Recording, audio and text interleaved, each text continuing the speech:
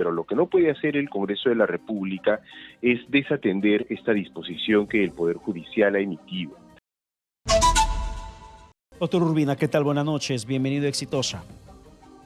Muy buenas noches, un gusto conversar con ustedes.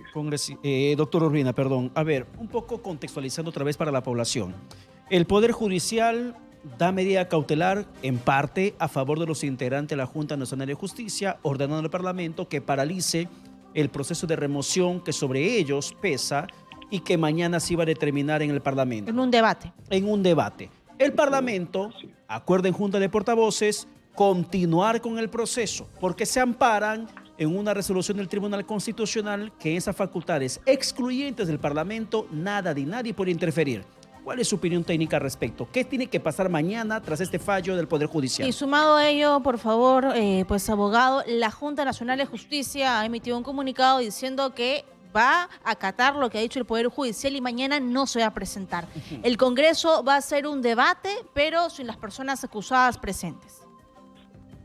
Sí, mire, yo creo que el Parlamento tiene que acatar lo dispuesto por el Poder Judicial. Si ellos no están de acuerdo con esto, tienen la posibilidad de apelar y lo hará el procurador del Parlamento. Y finalmente será una instancia superior la que le dé la razón al Parlamento o no. Pero lo que no puede hacer el Congreso de la República es desatender esta disposición que el Poder Judicial ha emitido.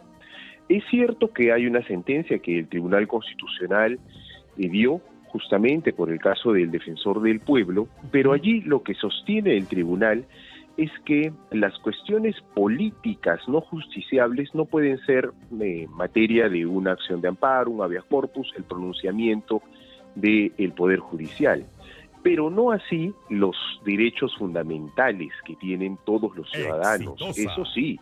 Entonces acá se ha presentado esta medida cautelar justamente porque entienden los integrantes de la Junta Nacional de Justicia que se está faltando al debido proceso, y el debido proceso es un derecho fundamental. Por lo tanto, el Poder Judicial sí puede pronunciarse al respecto.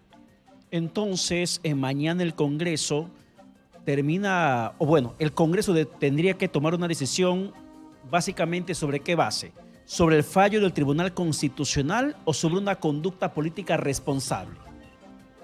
Mire, yo creo que tiene que tomar una decisión en base a una conducta constitucional responsable. No pueden desatender una resolución, en este caso la medida cautelar que se le ha concedido, bien, a los miembros de la Junta. Deberían suspender la sesión de mañana e inmediatamente mandar a su procurador para que apele, pero esperar a que el Poder Judicial resuelva finalmente. Si no lo hace, estos congresistas que terminen participando de la sesión podrían ser acusados constitucionalmente. Y frente a ello, lo que se supone que va a ocurrir mañana es un debate. Hay un informe final de la Comisión de Justicia y Derechos Humanos donde apela que los 7 miembros, los integrantes, han caído en una infracción, una falta grave. Entonces, uno por uno va a tener la oportunidad de poder defenderse y va a haber un debate entre parlamentarios y los integrantes, pero ellos no van a ir. Pedro planteaba una pregunta al congresista anterior de si podrían tomar decisiones en su ausencia, tal cual la figura que pasó con Pedro Castillo, que fue vacado. Mire, sí pueden hacerlo, pero porque de hecho ha pasado, ¿bien? Es decir, el derecho de defensa que tienen las personas lo pueden ejercer o no. De hecho, ya ha habido todo un proceso y mañana debería concluir. Pero para evitar que este proceso tenga vicios, lo que hay que hacer primero es acatar lo dispuesto por el Poder Judicial. Bien, luego hay también un elemento que no se está teniendo en cuenta y es lo siguiente: cada vez que se va a encontrar responsabilidad penal o administrativa, bien, se tiene que personalizar la sanción y el proceso. Entonces, a cada uno de los miembros de la Junta se le debió de hacer una investigación y se debió también de emitir un informe por cada uno, para que finalmente el Parlamento mañana vote igual, de manera individual.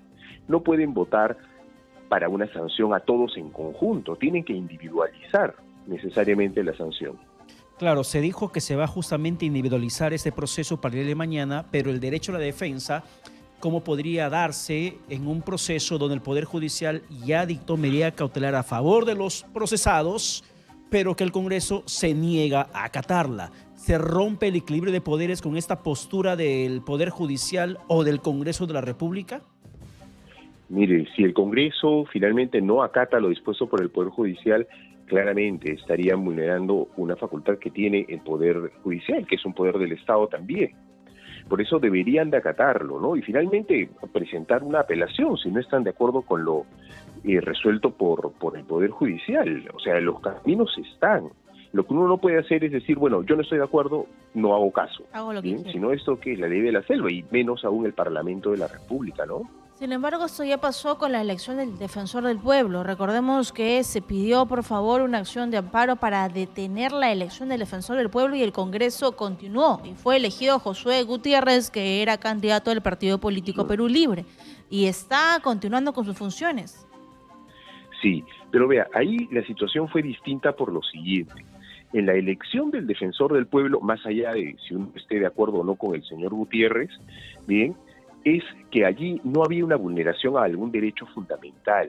Era una cuestión política no justiciable, ¿no? Es una facultad del Parlamento el nombrar al defensor del pueblo, sí, lo es. ¿Hay un mecanismo para hacerlo? Sí, lo han seguido, bien, han terminado eligiendo al señor Gutiérrez. Pero en este caso, el Parlamento, que tiene ciertamente la facultad de investigar y sancionar a los miembros de la Junta Nacional de Justicia, tiene que cumplir con el debido proceso. Esto ya ha quedado claro muchos años atrás. No olvidemos que incluso el entonces expresidente Alan García también interpuso un habeas corpus ante una investigación. ¿Por qué? Porque no se estaba respetando el debido proceso. Lo hizo el señor Díaz Canseco en su momento y el Poder Judicial ya dejó claro que el Parlamento tiene la facultad, sí, pero la tiene que ejercer correctamente, cumpliendo con el debido proceso. Entonces, ahí el Parlamento se está equivocando, ¿no? Y tiene que corregir pronto. Para que nos puntualice un poco más el tema del debido proceso que se tendría que seguir en este caso, ¿se puede considerar vulneración al debido proceso si no existe derecho de defensa por ausencia de los procesados, en este caso los integrantes de la Junta Nacional de Justicia? Podría ser, pero esta defensa, bien, no se ejerce solamente en la audiencia de mañana. Esa defensa ellos la han ejercido durante todo el proceso de investigación, que concluye con el informe que mañana será debatido en el Pleno. Entonces, ciertamente los integrantes de la Junta sí han participado y se han defendido, incluso han tenido abogados que los han representado y ellos también han acudido, no han querido declarar, pero han acudido, ¿no? Ahora, la sesión de mañana podría caer en nula en la medida en que no acata una resolución del Poder Judicial, una disposición que concede una medida cautelar, ¿no? Y tenemos otras bancadas que se vienen pronunciando como Renovación Popular, que califican la decisión del Poder Judicial como una interferencia judicial en las potestades constitucionales del Congreso de la República. Sabemos que es función del Congreso el poder investigar y poder dirigir ese tipo de investigaciones sumarias, es una función, pero ¿es una interferencia? Mire, yo considero que no lo es. Que el Parlamento tiene esa facultad, la tiene, es innegable. Que la tiene que ejercer con prudencia y dentro del marco constitucional también. Entonces, en este caso se ha hecho pues una investigación sumarísima, bien, además incluso se pretende que los integrantes de la Comisión de Justicia también voten, bien, cosa que contradice la propia lógica del proceso, porque aquellos que ya se han pronunciado, que han adelantado opinión, no pueden después volver a votar. Bien, incluso en el proceso de la acusación constitucional y el juicio y el antejuicio político, los integrantes de la comisión permanente no pueden votar al momento de debatir ya ante el Pleno la acusación constitucional. Están yendo en contra del debido proceso. Exacto.